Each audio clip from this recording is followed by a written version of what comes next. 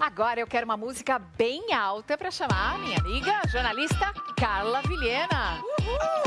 Essa é alto astral Não suficiente vem me pra você. agarrar, não. Não vem me agarrar, não, porque você sabe que eu sou hipocondríaca, pelo amor Você de sabe que eu Deus. agarro, mas em época de distanciamento social é só no cotovelo, Charlie. E rápido, e rápido. Senta aí.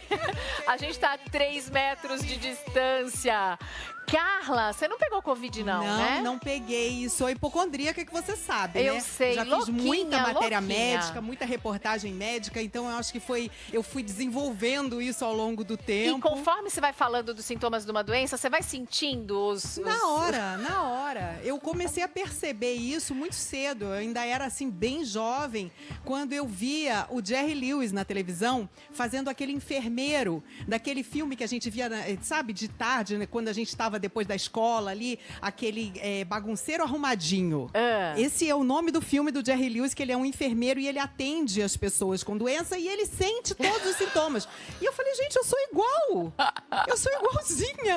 Incrível, porque depois, quando eu comecei a fazer várias reportagens sobre medicina e tal, eu me lembro que uma vez a Lilian Vitfib falou isso. Falou, eu quero a Carla como repórter. Eu falei, Lilian, pra mim é uma tortura. O médico fica falando, eu fico sentindo tudo que tem na doença. Ela falou assim, porque você é hipocondríaca, então eu sei que você vai apurar direitinho, você vai perguntar tudo. E você como hipocondríaca, como ficou durante a pandemia? Não saiu de casa, que eu sei. Não saí, assim, claro. Desde março? Desde março. Quantas vezes você saiu? 2 vezes. Essa é a segunda? Essa é a terceira.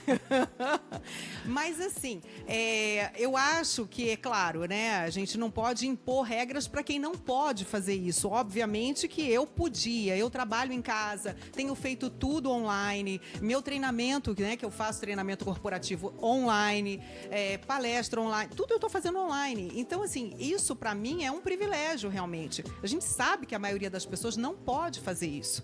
E eu compreendo que as pessoas estejam já sem aguentar mais ver. Eu não vejo a minha família. Esse ano inteiro eu não vi minha família. Não, você não vê a Clarissa que tá morando na Alemanha. Minha filha mora na Alemanha. O Pedro não tá posso onde? entrar lá, e se ela viesse para cá, ela teria que fazer uma quarentena para poder voltar, e aí ela perderia a aula. Marcelinho mora com você? Mora comigo, E Pedro. Uhum. E a minha mãe e meu pai, que moram no Rio, estão num sítio isolados.